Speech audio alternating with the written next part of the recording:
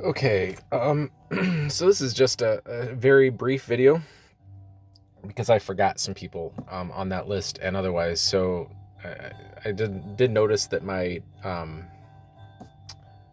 video got cut short a little too short. I mean, I kind of realized when it happened, but not at what point, basically. So I did want to talk about. I was talking about the Royal Tenenbaum soundtrack, which is a great soundtrack, by the way. It's kind of diverse, you know. It's got like some it's got like Me and Julio Down by the Schoolyard. It's also got Look at Me by John Lennon. It's got like, The Clash on there, I think, other people. Anyway, it's a great soundtrack. And yeah, Mark Mothersbaugh from Devo is a lot of times does his music direction and that kind of thing for his movies, and he always has really good soundtracks for the most part.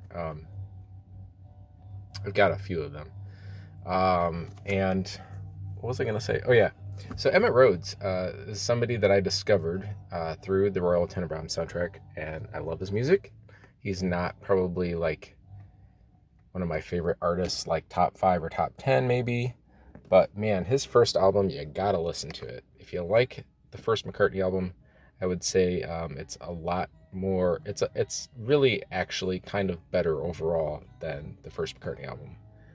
If you ask me, if I had to place, or if I had to pick a more favorite album from the two, I love the first McCartney album. Don't get me wrong, it's just not his best album. I do love it. I do love it. But the Emmett Rhodes album was, I believe, recorded in his living room for not a lot of money, and it was his best-selling album as a solo artist. But after that album, like he had some prior, I'd say some success as a member of Merry Go Round in California, and then he put out like two or three albums more after his debut, and the following albums didn't. The albums that followed his debut did not sell well. But he was rediscovered and put out, in the last, I think in 2016 maybe, put out a solo album that's actually really good. It's just a really great. It's a little more adult. It's a little more AOR, but not really. I mean, it's got some really good people on there. Anyway, I did end up buying that on like clear vinyl, and it's just awesome. Anyway, I'm rambling. So Emmett Rhodes is great. Got to check him out. Also, two people that I did not mention were that I've recently gotten into quite a bit is Elizabeth Cotten, who was discovered, I believe, by one of the like Pete Seeger or somebody like that in the late 50s or early 60s. I believe in the late 50s. And she died in like 87. I think she was in her 90s and still kind of playing music. Like she still did shows in her 80s. But she was one that wasn't discovered till much later in her life, and just an amazing talent. I wrote Freight Train.